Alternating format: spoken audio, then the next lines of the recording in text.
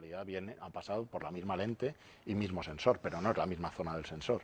Entonces, eso se está haciendo hoy en día y se lleva haciendo desde hace unos años, porque como sabéis, lo de 4K nos suena muy moderno, pero realmente en Japón están ya haciendo pruebas de transmisión en 8K. Y a nadie ahora mismo dice, joder, qué brutos, ¿no? Si es que es lo normal, tampoco es una cosa que suponga una revolución tan revolucionaria con respecto a lo que teníamos antes. La primera, como os he dicho ya, pasar de SD a HD, sí que ahí nos curtimos bastante y vimos que no es tan fácil trabajar reciclando las lentes. Una lente en SD no era tan nítida como una lente en HD. Ahora tenemos la ventaja de que ya hemos trabajado mucho en el entorno de fotografía y eso nos ha permitido trabajar con lentes preparadas para una resolución muy muy grande. Que son lentes manuales en la mayoría de los casos, vale, pero a lo mejor para los trabajos que hacemos la mayoría nos puede servir o no nos puede servir, eso ya lo iremos viendo. Entonces, varias cosas que tenemos que tener en cuenta. Como os digo, ya hemos pasado de SD a HD y sinceramente nadie se ha muerto. Nos ha costado más, de hecho costó bastante dinero, sobre todo al principio, porque la señal prácticamente la multiplicábamos por 4 en resolución, 2 en vertical, 2 en horizontal, pero si manteníamos el mismo tamaño de sensor, significaba que cada uno de los píxeles era 4 veces más pequeño. Ya teníamos un problema en la lente.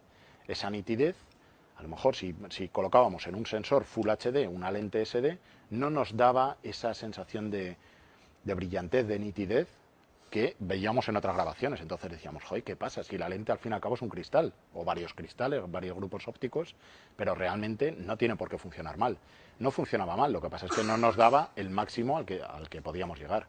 Hoy en día, como os digo, ya estamos trabajando con lentes que se esperan un sensor de 48 megapíxeles y no pasa nada y podemos trabajar con ello perfectamente. Entonces, es un paso que viene mucho más preparado conforme a lo que aprendimos hace 10 años.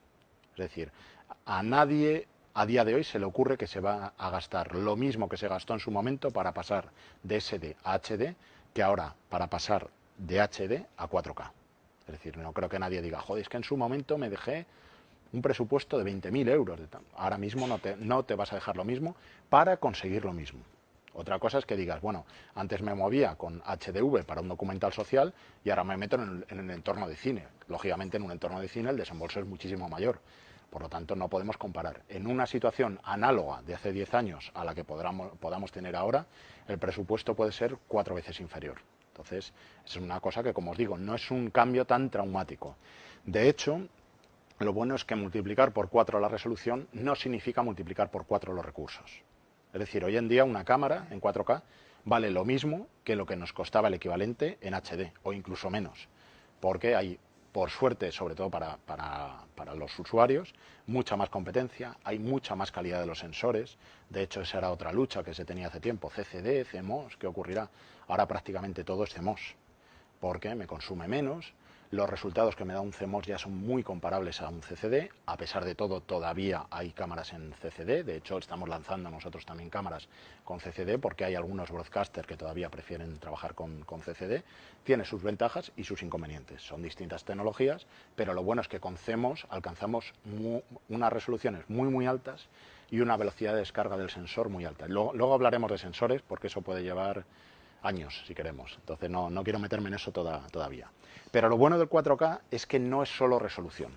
O sea, nosotros podemos pensar, bueno, 4K multiplico por 4 o Full HD o 2K de cine digital y ya está. Ahí me muevo en un UHD o Quad Full HD o llámalo como quieras, el nombre comercial que tenga la televisión 4K o 4K de cine, que sería 4096 en horizontal.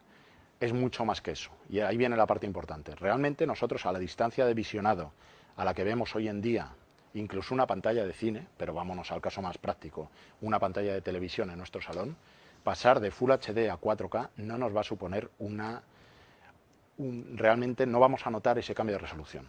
Nos tendríamos que acercar tanto que realmente perderíamos todo lo que es la composición de imagen. Por lo tanto, ¿qué nos supone el 4K? Primero, vamos a trabajar con espacios de color muchísimo más grandes. De hecho, el 2020 lo habréis estado oyendo, el cine, P3, etcétera, todo eso, lo bueno es que nos vamos a ir a un cono muchísimo más grande de espacio de color que el que teníamos en Full HD. En Full HD era la recomendación 709 y era un triángulo en superficie la mitad o la tercera parte del espacio de color que podemos barrer hoy en día en 4K. Los sensores ya están preparados para recoger todo ese espacio de color. También depende de la cámara, lógicamente. Hay cámaras que dicen que son 4K, pero no obedecen a una recomendación 2020, que es el típico estándar que se utiliza para 4K. Otra de las grandes ventajas, podemos trabajar con una profundidad de bit mucho mayor. Hasta ahora era muy habitual trabajar con 8 bits. No, en broadcast no, en broadcast también. Porque, de hecho, ¿alguna ha trabajado con la X1 o X3? Por lo menos os suena. Esas son cámaras que se han utilizado ampliamente en un entorno de broadcast, de noticias, news, NG. Y dices, pero espera un momento, si el estándar en broadcast era 422 de muestreo de color a 10 bits y la X1 o la X3 trabajaban en 420 a 8 bits a 35 megabits por segundo, ¿cómo se explica que eso estuviese integrado en un entorno de broadcast? Ceros a la izquierda y a correr. O sea, literalmente era así. Salvo un caso en el cual tengamos un chroma key en el cual el fondo sea, en ese caso, verde, con una actriz a la que se le mueva mucho el pelo porque tenemos un ventilador al lado que sea rubia, y en los perfiles note un poquito que se me cae el color, en la mayoría de los casos, para un vidente normal, no hay diferencia entre un 420 y un 422. Donde sí lo vamos a notar es en pospo. En pospo, lógicamente, cuanto más contenido de color tengamos, más vamos a poder reventarlo y estirarlo, lógicamente. Pero esa opción que teníamos de meterle ceros a la izquierda y convertir lo que son 8 bits en 10 bits y meterle una componente de color inventada totalmente, eso ya se hacía y se lleva haciendo prácticamente 10 años. Entonces, lo bueno que cuando nos vamos a un entorno 4K podemos manejar distintas profundidades de bit. Igual que ahí lo habitual en Full HD era trabajar a 8 o 10 bits, no estoy hablando de RAW, a 8 o 10 bits, ahora vamos a poder trabajar a 8, a 10, a 12, depende del códec que tengamos. Y luego vamos a utilizar también nuevos códecs.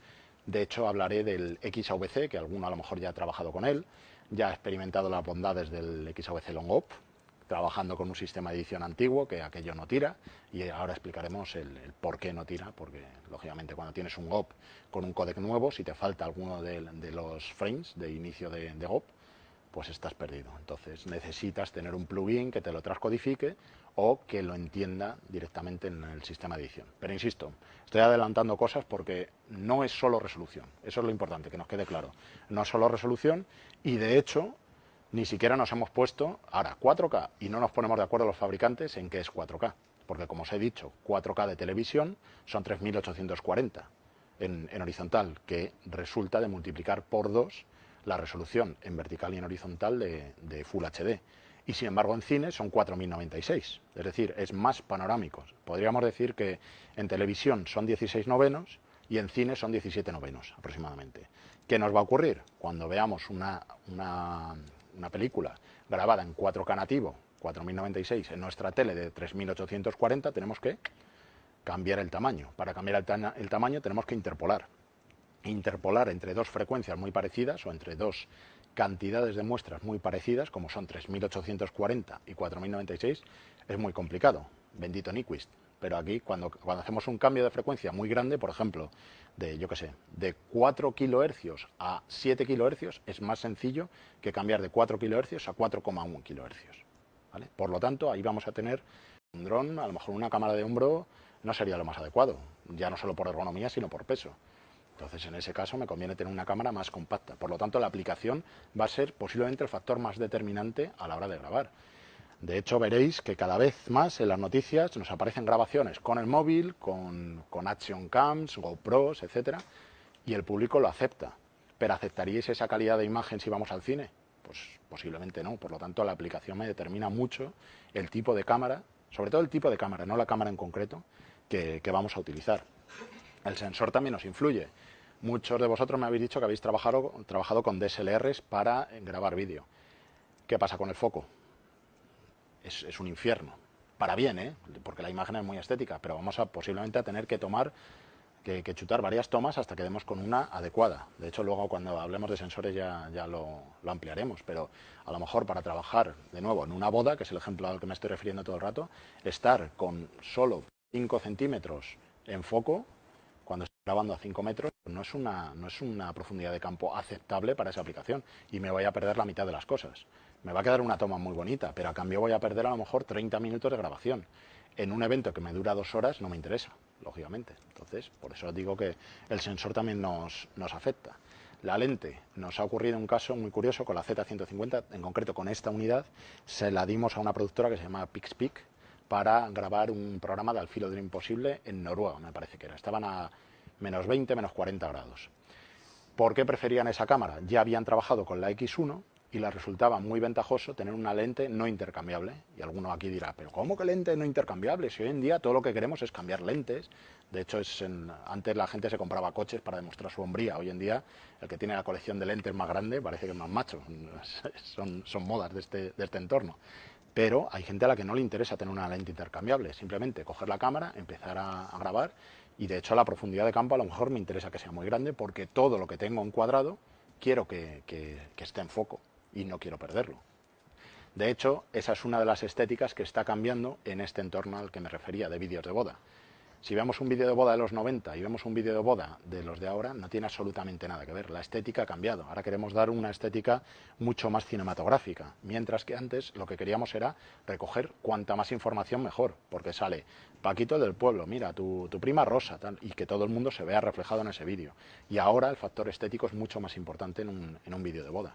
Por lo tanto, volvemos a lo de antes. La aplicación nos va a afectar bastante, pero en realidad va todo unido, es como un engranaje. O sea, yo, por más que quiera tener una aplicación en la cual quiero tener el fondo desenfocado, como os digo, ir con una F65 a una boda no parece lo más óptimo, ¿vale? Entonces, es todo esto conjugado para dar la cámara, insisto, no la perfecta, sino la más adecuada para cada uno de nosotros. Y el medio de grabación, luego hablaremos de él porque también tiene su enjundia. Si nos vamos a liar a grabar, por ejemplo, en discos duros, luego tengo que poder extraer esa información más o menos en directo. Imaginad que alguien graba en RAW sobre unos cartuchos en los cuales tengo que estar luego descargando toda esa información. ¿Utilizaríais eso para unas news que en 2 horas tenemos que estar al aire? Obviamente no, porque necesito una inmediatez. Por lo tanto, el sistema de ingesta, el códec tiene que ser ligerito, porque a lo mejor para unas noticias de las 2 no necesito tener la misma calidad de imagen que cuando voy a proyectar en una pantalla de cine. Todo depende de la tolerancia a la calidad que se tenga dependiendo de la aplicación. Entonces, otro de los factores a tener en cuenta desde el punto de vista de aplicación es si supone un valor añadido a mi grabación.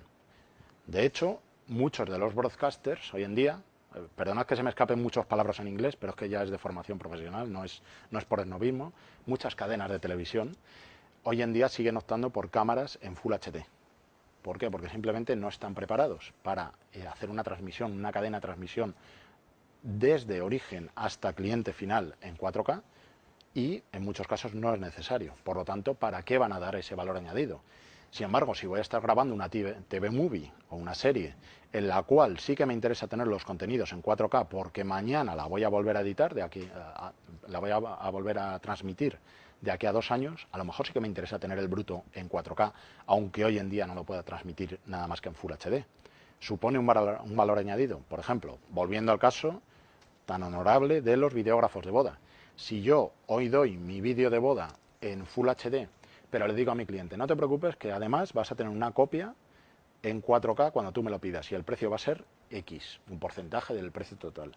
Ahí voy a dar un valor añadido y a lo mejor mi competencia no lo está haciendo. Por lo tanto, veamos el 4K no solo como una realidad de hoy en día, sino ir un paso más allá y decir, espérate, es que dentro de 2 años posiblemente tu tele del salón vaya a ser una tele en 4K y vas a querer ver esto con la máxima calidad y vas a querer que dentro de 20 años tus hijos vean ese vídeo de boda y lo vean con la calidad más cercana a la que tengan dentro de 20 años. Lo que en inglés llaman el future proof, pues que esa posibilidad de proyectar esos contenidos hacia el futuro que sea un valor añadido. Insisto, para unas noticias de las 2 en las cuales hacemos una transmisión y están grabando cómo se hacen castillos en la playa, que hoy en día es muy habitual, en Cullera, estamos aquí viendo cómo son las construcciones de arena. A lo mejor en ese caso no me interesa ir a un 4K. Entonces simplemente depende del tipo de contenidos que haga y del valor añadido que pueda dar. De nuevo, lo voy a utilizar ahora. A lo mejor resulta que ahora mismo estamos grabando para hacer una transmisión a través de Facebook. No sé si llega a ser Full HD, pero no tendría sentido a lo mejor grabar esta presentación con el tío feo este del polo granate en 4K, porque aquí a lo mejor es más importante la conversación que estamos teniendo que la propia estética de la imagen que puede llegar desde esa cámara. ¿No lo voy a usar hoy en día? Pues a lo mejor no me interesa dar el paso. Pero si estoy pensando ahora mismo en comprarme una cámara y puede que mañana esté rodando videoclips con esa misma cámara y esté reciclando esa cámara para otras aplicaciones, posiblemente irme a 4K sí que me interese. Insisto, no es necesario, y suena raro viniendo de un fabricante. Trabajo para Sony, cuantas más cámaras os compréis, mejor. No estoy tan de acuerdo. Compraos la cámara que necesitáis y la más adecuada para ahora y un plazo medio. Porque, de nuevo, las cámaras se renuevan,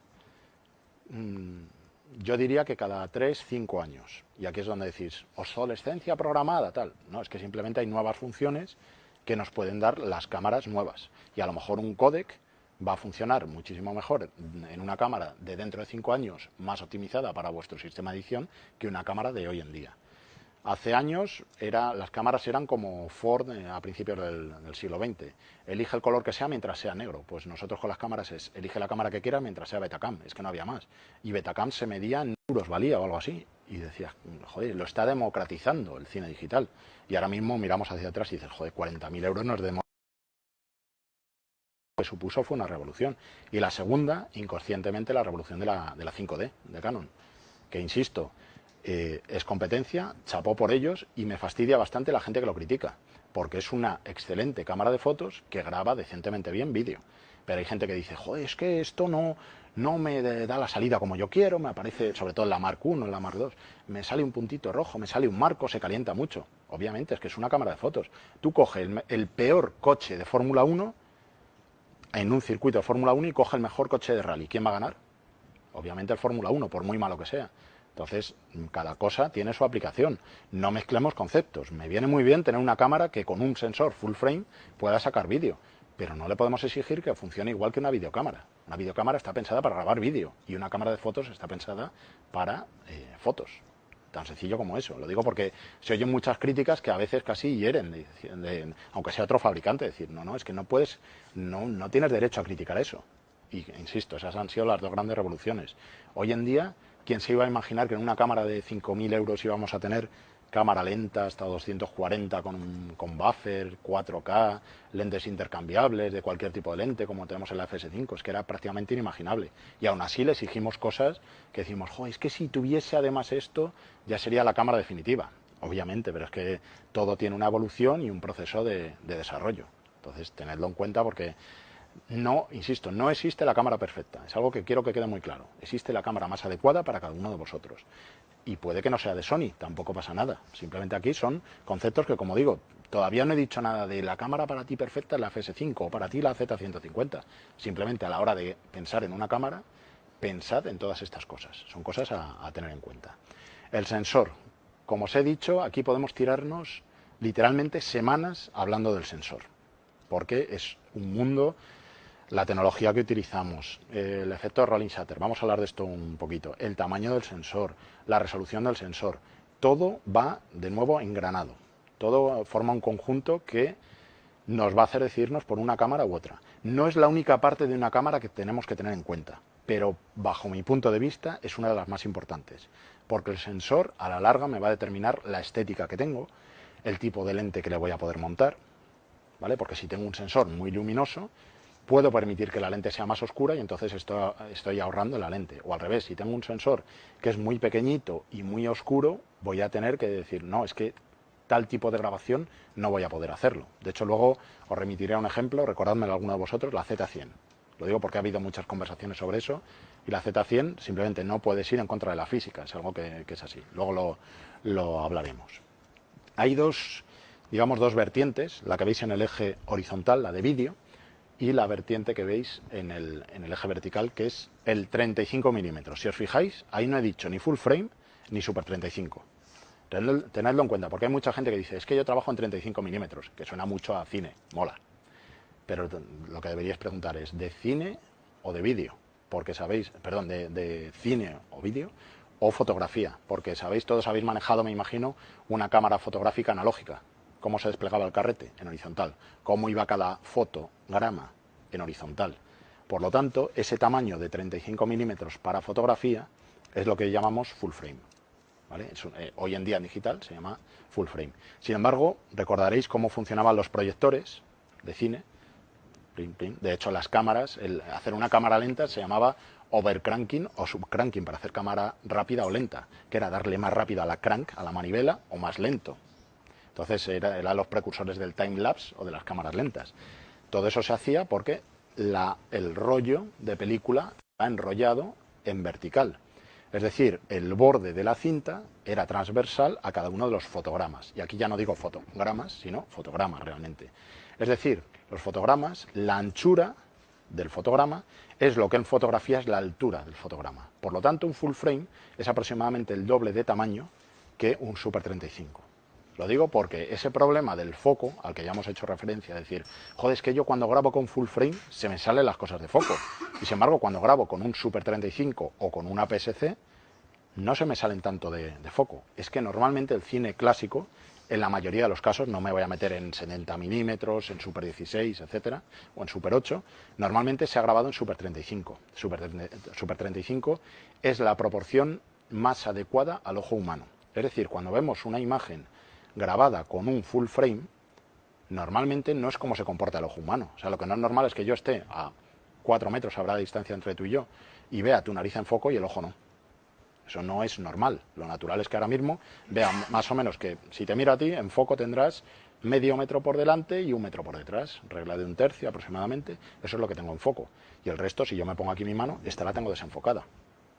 ¿Vale? Entonces, lo digo porque este es otro término también que se ha utilizado, otro concepto que se utiliza mucho en cine y que se ha dado un poco de patadas con el 3D. Sabéis que en el 3D el factor más importante es la convergencia. Si yo no tengo sincronizado bien o no tengo bien cuidado cómo funciona la profundidad de campo y la convergencia, le vuelvo loco al espectador. Es decir, lo que no es normal es que yo tenga un objeto aquí, que lo tenga con parallax negativo, positivo me parece que es, negativo, que lo tenga aquí y de repente quiero hacer foco en él porque mis ojos convergen a ese objeto y lo tenga fuera de foco. Eso le marea al espectador. Por lo tanto, para 3D es mucho más sencillo utilizar cámaras con sensor pequeño para que la profundidad de campo sea grande, todo entre en foco o la mayor parte de la imagen entre en foco y así esta imagen que tengo aquí, cuando los ojos del espectador converjan ahí, me aparezca totalmente nítido. Lo digo porque normalmente en una grabación en 2D lo que se utiliza para captar la atención del espectador es el foco. Sin embargo, en 3D es la convergencia. Pero a día de hoy no tiene sentido hablar de 3D porque, de nuevo, otra ola que ya venía, la definitiva ola en 3D, muerto otra vez. Sin embargo, la mayoría de las teles que tenéis en vuestro salón, si las habéis comprado en los últimos 3-4 años, ya tienen el 3D. Y nadie nos hemos enterado. De repente un día lo ves en el... Coño, pero si esto tiene 3D. Llamas a toda la familia, hacer la demo, lo ves, qué bonito, pum, guardas las gafas y ya está. Para eso hemos usado el 3D en los últimos años. Pero que sepáis que a nivel creativo, en el 3D tenéis que tener en cuenta no solo el foco, sino también la convergencia. Es decir, los objetos, la forma de captar la atención en 3D es también dónde tengo el 3D convergiendo, ¿vale? Para que no se salga de la pantalla ni se meta por detrás de la pantalla. Lo digo porque hay que tener muchísimo cuidado, porque yo personalmente he visto producciones en las cuales el actor principal era el 3D y a mí eso no me gusta nada. Y eso traducido a 2D, cuando el actor principal es el foco, no es algo que me guste. El foco me sirve de apoyo, pero no es el objetivo de una grabación. Si veis un videoclip de hace 10 años, venía la cantante, pin, pin, pin, andando hacia mí, y le seguía con el foco. Hoy en día, si uso un full frame, ¿qué es lo que hago? Dejo el plano focal, ya según vaya andando entrará en foco y saldrá. Y eso lo veréis en cantidad de videoclips. ¿Por qué? Porque nos hemos vuelto un poco vagos con la profundidad de campo, ¿vale? Y eso se debe a estar trabajando en este eje. De hecho, veréis que muchas veces se discute lo que es realidad y lo que es ficción. Realidad, el mundo de vídeo. Lo que decíamos antes de las bodas de los años 80 y 90, todo entra en foco. Eso me pasa en noticias. Imaginad que mandamos un reportero a la franja de Gaza, está diciendo, no, ahora mismo estamos sufriendo aquí una situación tal, y de repente cae un pepinazo detrás. Dios no lo quiera, pero puede ocurrir. Queremos que queden grabadas las dos cosas, tanto el reportero que está hablando en primer plano, como lo que tenemos en el background, en el plano trasero. Para eso tengo que tenerlo todo en foco, y para tenerlo todo en foco, normalmente me voy a un sensor más pequeño, un sensor de vídeo. Por eso, típicamente en un entorno de broadcast, de televisión, se suele utilizar sensores de media pulgada, suelen ser triples sensores de media pulgada, hasta 2/3. Eso suele ser lo habitual. En algunos casos de 1/3 también, porque trabajar con un sensor más pequeño me permite un rango de zoom más grande. Entonces depende de la aplicación, pero típicamente hasta 2/3. Eso es lo que englobaríamos en el mundo de vídeo. Y ficción, como os digo, suelen ser sensores más grandes. De hecho, hay fabricantes que también trabajan con micro 4/3, aunque es un sensor que a mí personalmente no es un formato que me guste mucho, pero también existen. Son sensores más grandes y que me permiten tener una profundidad de campo más pequeña. Sin embargo, en los últimos tiempos, bueno, lo que os decía, la profundidad de campo es menor la profundidad de campo es más grande cuanto más pequeño es el sensor y viceversa, cuanto más grande es el sensor, más pequeña es la profundidad de campo. Eso se debe al círculo de confusión, no voy a entrar ahora en esos aspectos porque nos podríamos tirar años. Sin embargo, en los últimos tiempos ha aparecido un nuevo eje, que es el eje de, bueno, una nueva aplicación que me puede permitir ir a los dos ámbitos, a la realidad y a la ficción, que es el sensor de 1 pulgada. Ya lo tuvimos en la RX100 de Sony, si alguno habéis trabajado con ella, es una cámara de fotos de este tamaño, compacta, como una Cybershot, con un sensor de 1 pulgada que, dependiendo de lo que te alejes, te permite tener un fondo totalmente roto, el efecto de bokeh que llamamos, o si le cierras un poquito el iris, puedes trabajar con una profundidad de campo grande, como en una cámara compacta pequeñita, en la cual quiero que todo entre en foco. Ese sensor lo hemos evolucionado, hemos trabajado sobre él para que tenga más superficie de exposición por cada píxel, para que tenga más latitud, más margen dinámico, y gracias a eso podemos utilizar ese sensor tanto para, yo no lo llamaría ficción, realidad ficcionada, de nuevo, esas bodas, bautizos, comuniones, y me va a servir también para vídeo, es decir, un ENG. ¿Cuál es esa cámara? La tenemos aquí, si quieres sígueme con esta. La Z150, ¿vale? Tenemos otras dos cámaras dentro del rango profesional trabajando con un sensor similar a este, que son la X70, la que tenéis ahí a la izquierda del todo, la cuarta, y la NX100. Básicamente con lo que trabajan es con un sensor de 1 pulgada. Como os digo, me rompe el fondo lo suficiente, ya depende de los parámetros de cámara, de los ajustes que yo le haga, y me va a permitir para hacer un ENG, es decir, esta cámara, si la veis en una rueda de prensa, es una cámara absolutamente normal para alguien que ha trabajado, como os decía antes, con una X1, X3, NX5, es una cámara a la cual migrar no le va a costar absolutamente nada, simplemente la profundidad de campo va a ser más pequeña, por lo tanto va a tener que tener cuidado. Y luego cámaras como la X70, en la cual solo tengo un anillo de lente, es una cámara mucho menos intrusiva, esta que tenemos aquí. Le puedo quitar la parte superior, puedo quitarle también la capucha de la lente, el protector de la lente, entonces me permite trabajar, como os digo, con una profundidad de campo mucho más variable que con lo que puedo trabajar con un Super 35 como la FS7 o la FS5. Cuando trabajo con un sensor muy grande, normalmente tendré que cerrar mucho el iris si lo que quiero es aumentar la profundidad de campo. Luego además vamos a hablar del filtro de densidad neutra variable que tenemos en la FS5, que me va a permitir hacer un juego muy bueno de cambio de luz, ¿vale? Porque, de nuevo, volviendo a ese caso de bodas, bautizos, comuniones, que es extrapolable a cualquier NG que hagamos o incluso a una ficción en la cual hacemos un traveling. El cambio de interior a exterior, sobre todo ese tipo de cambio, de exterior a interior me cuesta menos, pero de interior a exterior, ¿qué es lo que nos pasa? Y de hecho, ¿qué es lo que nos pasaría ahora mismo si estamos aquí a oscuras y salimos a la calle? ¿Qué hace nuestro ojo? Está con la pupila así de grande, salimos a la calle y hace, espera, pim, pim, pim. Primero se va a un sensor más pequeño, a un iris más pequeño, más cerrado, el iris de la cámara, y luego ya ajusta. Eso es puramente por supervivencia. Cuando salimos de una cueva, lo que queremos es que todo me entre en foco lo más rápido posible y luego ya ajustaré. Realmente ese es el funcionamiento que normalmente le vamos a dar a una cámara. Es decir, un nulo como yo, le das una cámara para hacer un interior-exterior y cuando salgo fuera digo, uy, mucha luz, cierro iris, error. Eso es lo que haría, como os digo, un melón como yo que no tiene experiencia. Pero a lo mejor me interesa cambiar la obturación, porque en ese caso dejo el iris abierto y puedo mantener la misma profundidad de campo. Pero si además tengo un filtro de densidad neutra variable y que vaya en automático, lo que hace es interior, aquí está el filtro de densidad neutra, dejando pasar toda la luz. Y cuando me voy a exterior, se cierra automáticamente, pero me conserva el mismo nivel de luz. Si me conserva el mismo nivel de luz, no tengo que cerrar iris. Y si no tengo que cerrar iris, no me cambia la profundidad de campo. Por lo tanto, la estética en interior y en exterior es la misma. Eso me lo permite, por ejemplo, la FS5, que es la que tenemos ahí, la tercera, empezando por la...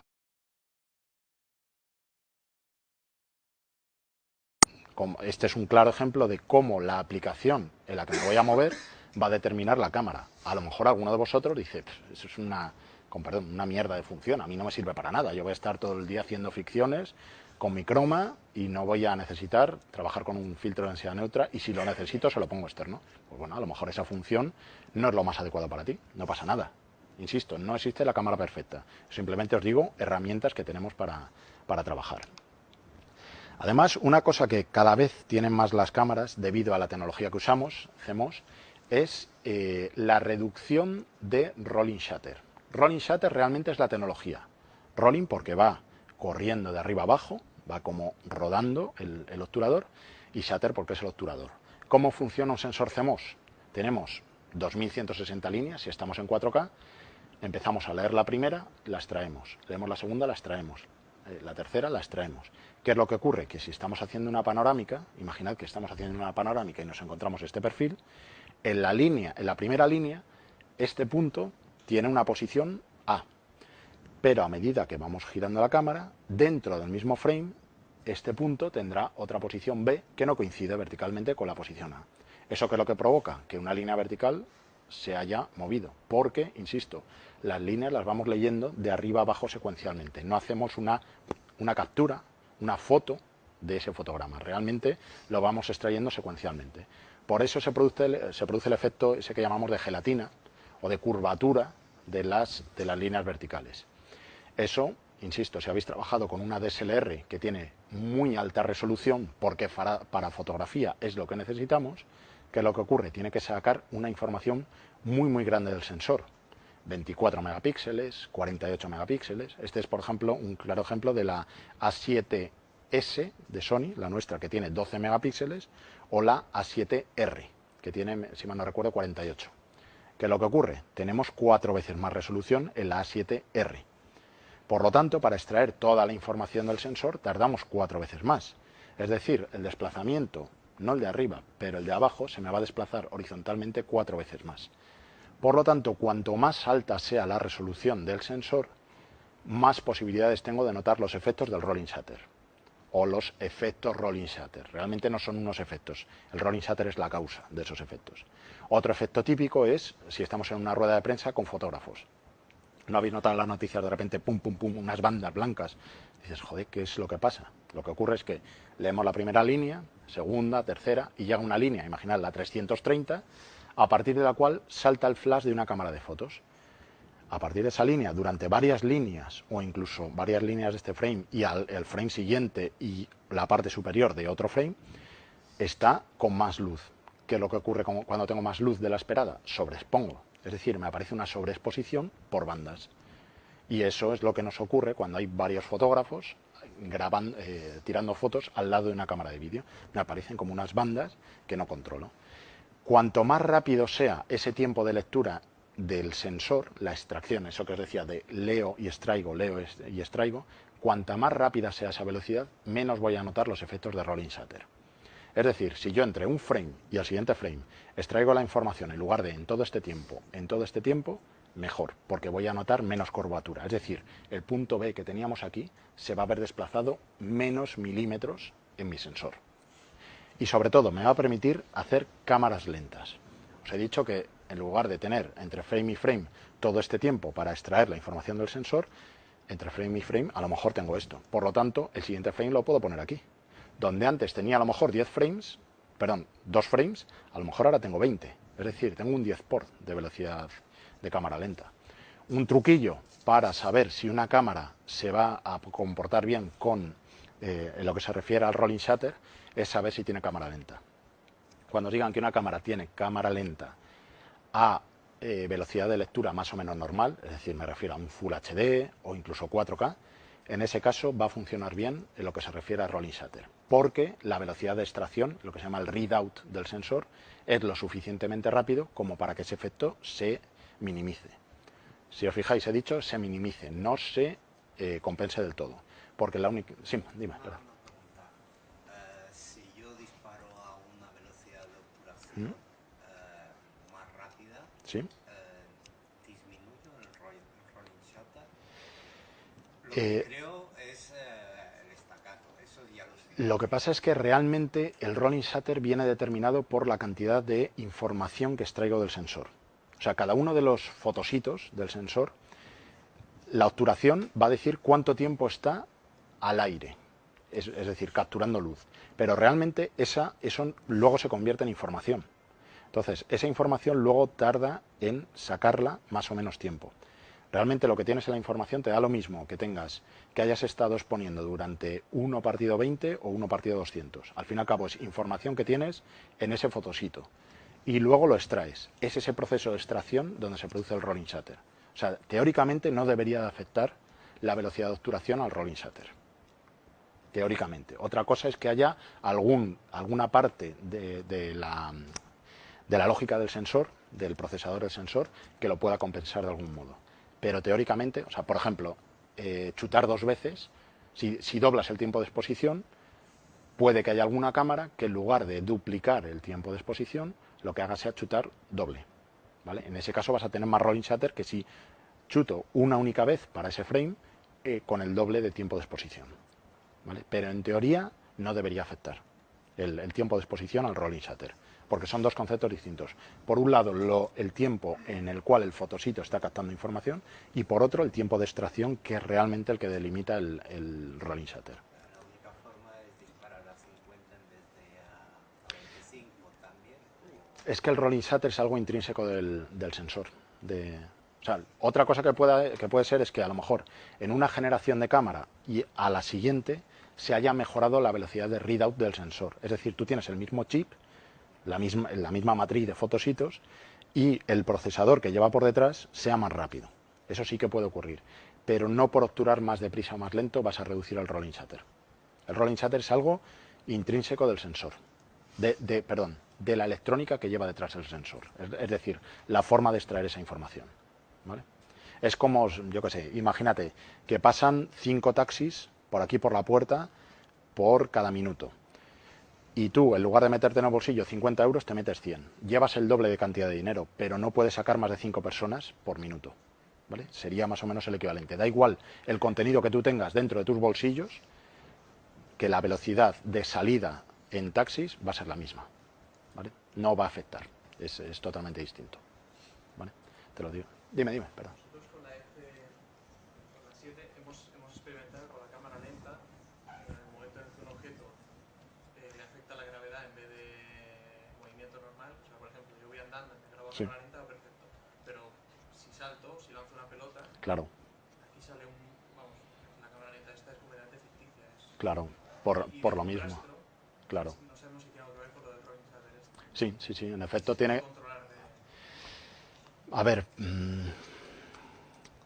podrías controlarlo, por ejemplo, un poquito lo reducirías si te aparece un efecto de aliasing poniéndole un filtro de 2K. Es decir, por ejemplo, en la F55 tenemos la opción de, tú nativamente el sensor sería 4K. Le puedes poner un filtro paso bajo en longitud de onda, un OLPF, Optical Low Pass Filter. Entonces, en ese caso, le reduces y que no haya frecuencias superiores a 2K, ¿vale? Si convertimos esa resolución en longitudes de onda. Pero no tiene nada que ver eso con lo que me dices. Lo que me dices es que si yo lanzo una pelota, ¿vale? Según está subiendo, imagínate que aquí empiezo a leer, en el borde superior de la pelota, empiezo a leer el sensor, y cuando llego a la última línea de la pelota, en realidad no es en este momento en el que la pelota está a tamaño real, sino que ha subido más, por lo tanto la pelota se me ha comprimido.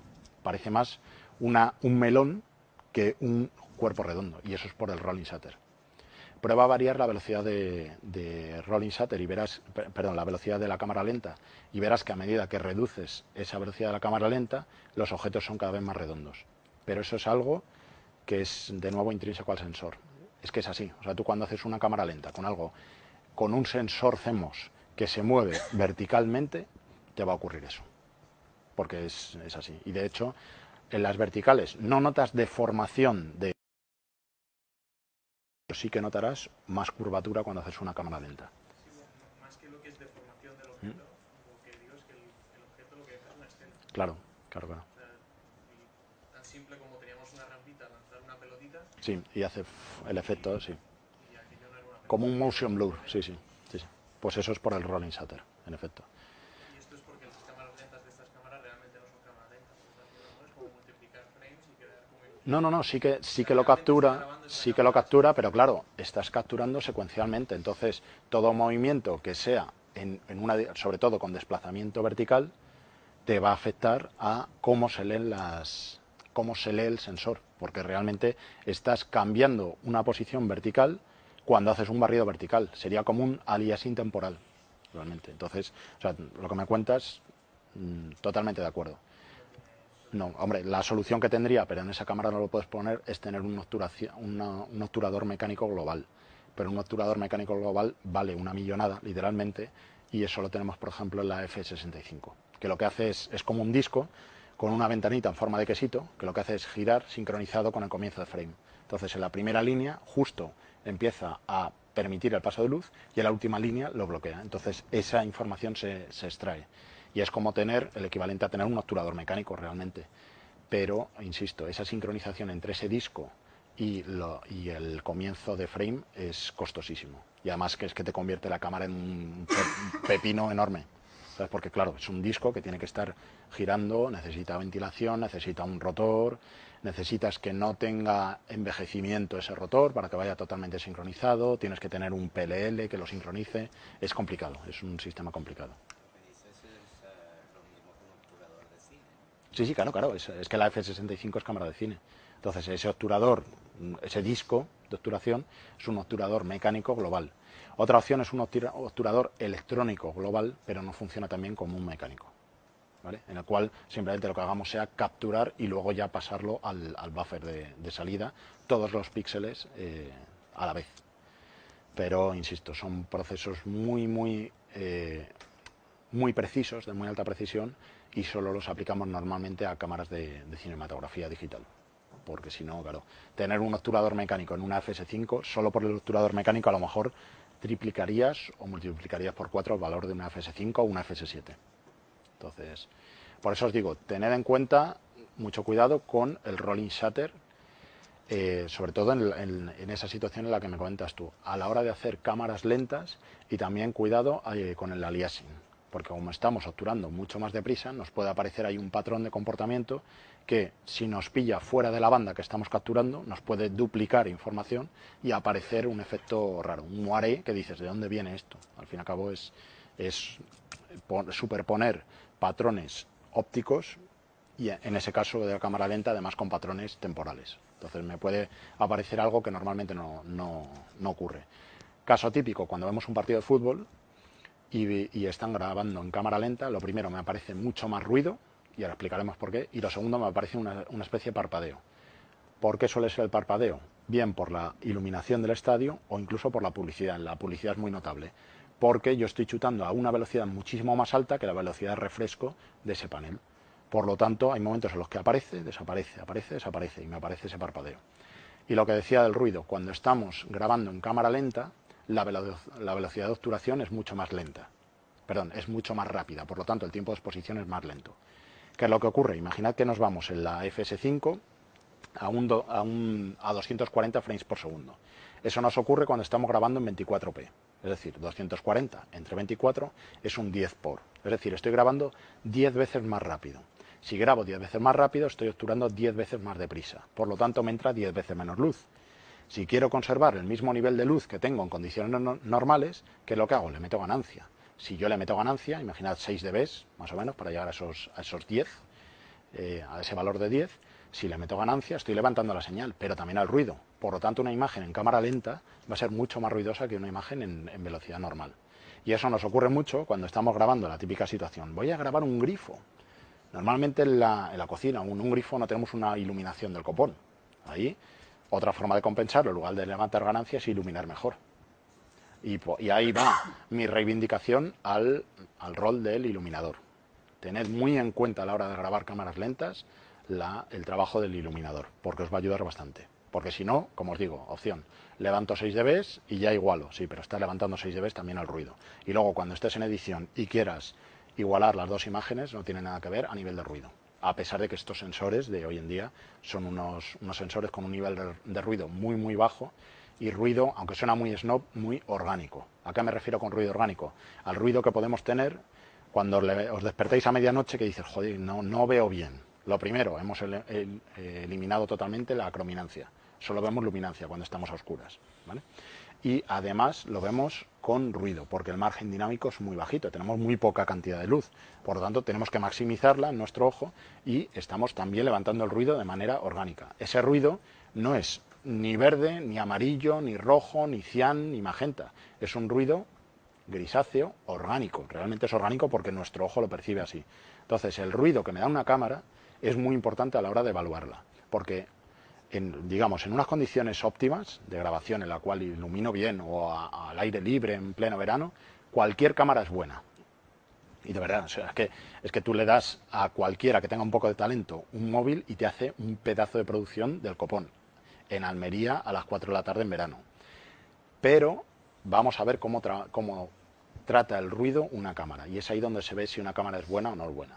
Y ahí sí que lanzo de nuevo rompo una lanza a favor de los fabricantes tradicionales de camcorders que además hacen los sensores. Es decir, me parece que tratan muy bien el ruido, Arri, por ejemplo, Canon, Panasonic, nosotros, y de las otras marcas no lo voy a decir, pero bueno, cada uno que evalúe, habréis visto comparativas en las cuales el ruido no se trata de manera natural.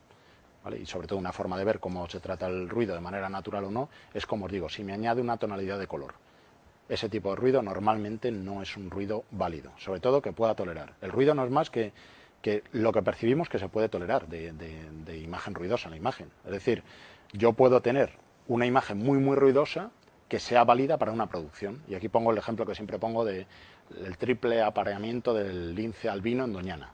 O sea, si alguien es capaz de capturar eso, que no existe, si alguien es capaz de capturar eso, me da lo mismo el ruido que tenga y me da lo mismo que no esté bien encuadrado. Eso es algo único que tengo que grabar. Pero esa calidad de imagen que voy a tener en esa situación que es grabado al atardecer o de noche, no la voy, por ejemplo. Porque en ese caso, cuando estoy en un entorno de cine, el ruido tiene que ser el mínimo. Y de hecho, hoy en día existe la tendencia a decir, no, yo es que quiero una imagen ruidosa, porque mola. Y sabéis que hoy en día es que es un rollo vintage. Y meten plugins en los cuales meto ruido. Vale, mete ruido después, engorrina la señal todo lo que quieras, pero a mí dame señal limpia, que ya habrá tiempo de ensuciarla. Si la sacas ya sucia de cabeza de cámara, no es algo que me parezca correcto. Pero vamos, es mi opinión, soy Álvaro Ortiz y tengo mis propias opiniones y seré un raro. Pero a mí normalmente no me gusta tener una cámara que de cabeza de cámara me dé ruido. Y si me da ese ruido, que sea un ruido, como os digo, orgánico o natural. Como veis, es que de sensores podemos estar hablando. Dime. ¿Opinas que, por ejemplo, es aceptable, digamos, es aceptable el ruido cuando estás grabando de noche?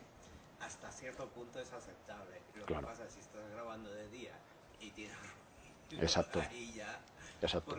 porque es un poco natural que haya ruido Claro. de noche.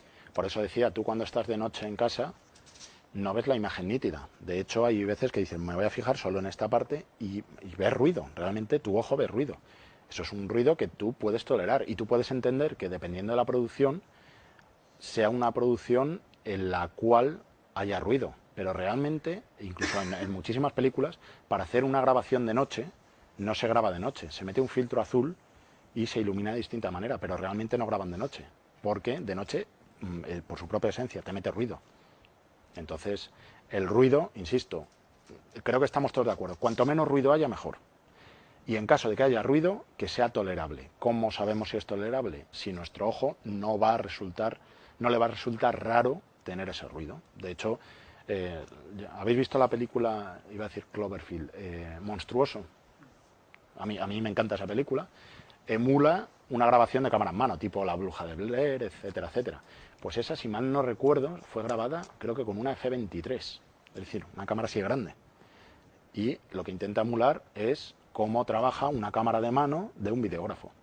¿Vale? Y le meten ruido, le meten de vez en cuando bandas y tal y cual. Pero si se viese la imagen que de verdad se rodó, antes de pasar por todos esos filtros, era una imagen totalmente nítida. Por eso, precisamente, vamos a engorrinar, pero que el cuello de botella nunca sea el sensor. Insisto, es que con los sensores me pongo loco y nos ponemos aquí a hablar durante bastante tiempo. Esto ya os he dicho antes que va por gustos. Ya también os he dicho que en este entorno uno es más macho cuantas más lentes tiene. Sabéis que parece que No, yo es que tengo una colección de 27 lentes con todas las distancias focales de, yo qué sé, de las Minolta con montura, no sé qué. Vale, pero realmente lo que normalmente se utiliza en una producción con lente intercambiable acaban siendo 4 o 5 lentes. 3 focales fijas, o sea, una corta, una angular, una intermedia y una larga, y a lo mejor una zoom.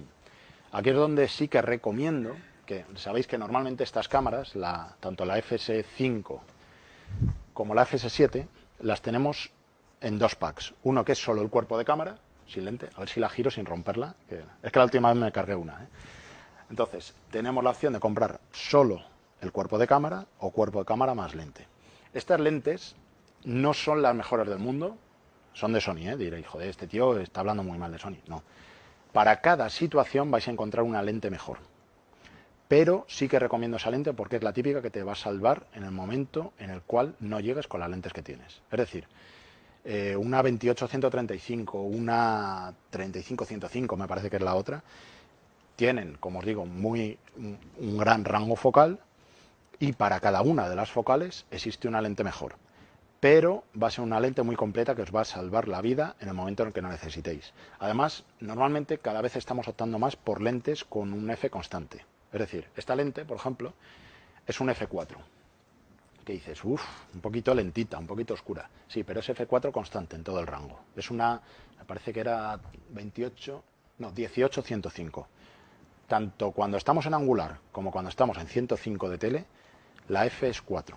¿Eso que me provoca? Lo que ya hemos dicho antes. Voy a tener todo el rato el iris abierto con la misma apertura.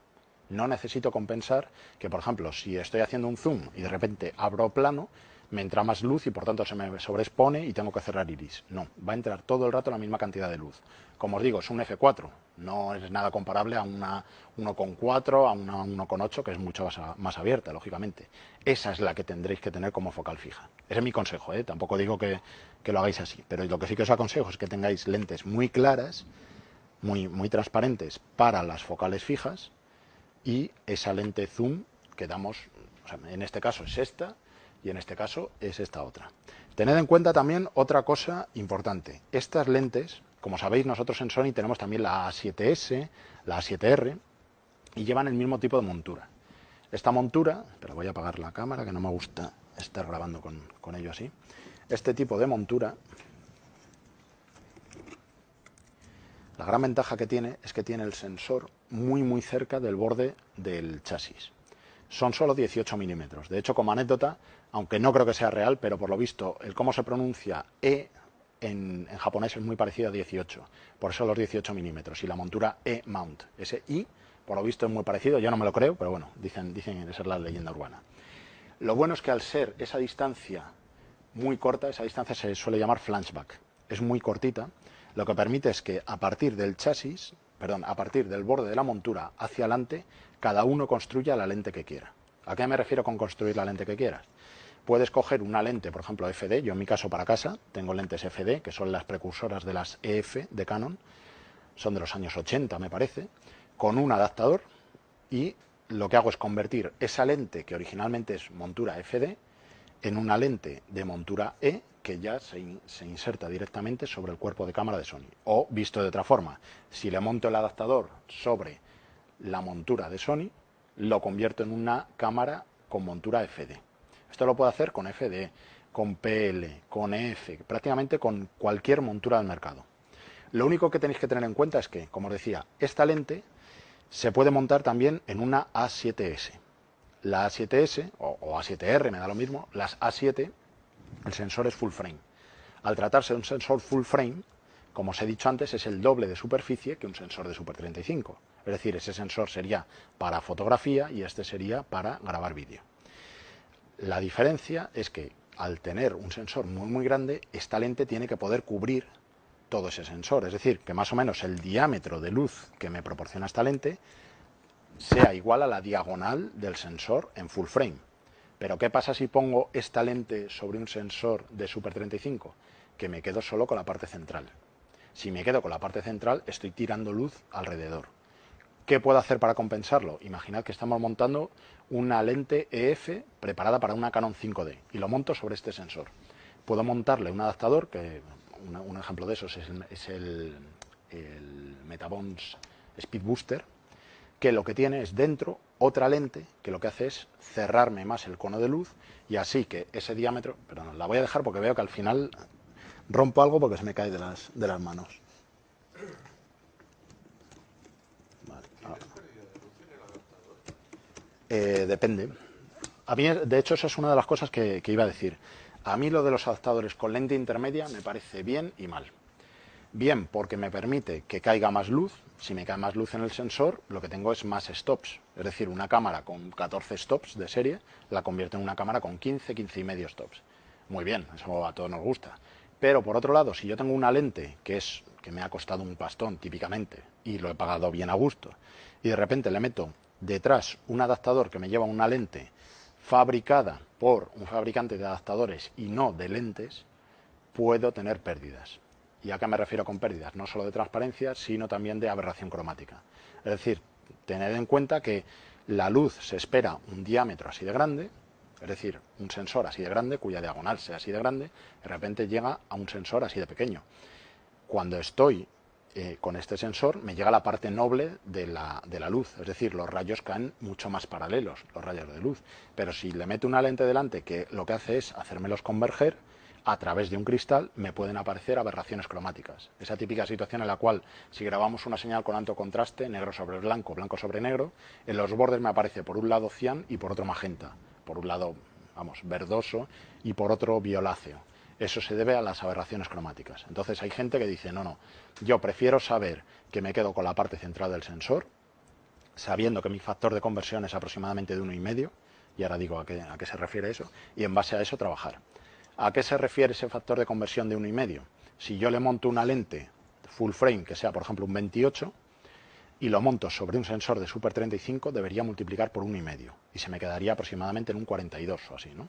18, más o menos. Un 40, un 42.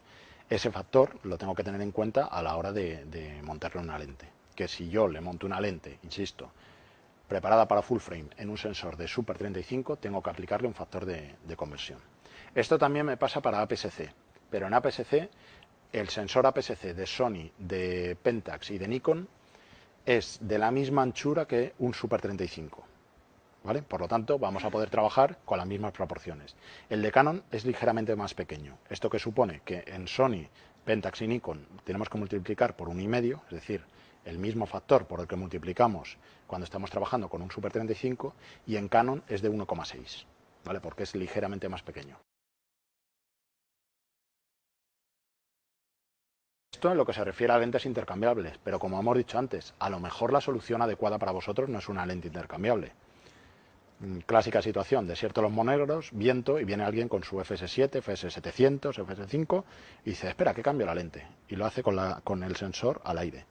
Viento, polvo, pum, adiós sensor. Entonces, en ese caso nos interesará una cámara en la cual o bien no le cambie la lente porque tengo cuidado, o directamente que la lente no sea intercambiable. Otro caso, el que os he explicado antes, al filo de lo imposible, estamos grabando una expedición y de repente pasamos de menos 40 grados, 40 bajo cero, a la estación base que puede estar a 5 bajo cero. Hay un cambio de 35 grados de temperatura. Si se me ha metido aire entre sensor y lente, al cambiar de altitud y al cambiar de temperatura se me puede producir una condensación. Y esa condensación, bien en lente o bien en sensor, aparte de que me lo puede estropear, puede provocar aparición de hongos.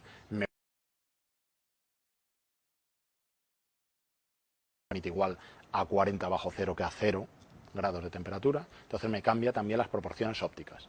Lo digo porque hay mucha gente que está muy loca con las lentes intercambiables. Muy bien, adelante con ello, pero no siempre es necesario y no siempre es lo adecuado, ¿vale? Insisto, esta charla va acerca de cómo elegir una cámara, cada uno que haga dependiendo de su situación. A lo mejor hay alguno de vosotros que dice, joder, si es que yo vengo de trabajar con una DSLR, tengo lentes SF, tengo una buena colección, entonces me va a interesar reciclar todas esas lentes. Lo puedes hacer, compras un adaptador y ya está. Lo bueno de la montura E de Sony es que nos va a permitir trabajar con cualquier lente del mercado, ¿vale? Incluso con lentes Super 16. Y ahora dejo unos momentos para que se asimile. Dice, espera, un momento. Si trabajo con una lente Super 16, es decir, un diámetro de luz así, sobre un Super 35, que es un diámetro, una diagonal más grande que ese cilindro, que ese círculo de luz que me da la lente, me va a viñetear. Sí, pero es que en nuestras cámaras, cuando trabajamos con un sensor Super 35 4K, podemos quedarnos solo con la parte central en Full HD. Entonces, en ese caso, podría estar trabajando con una FS5 como si fuese una cámara de Super 16.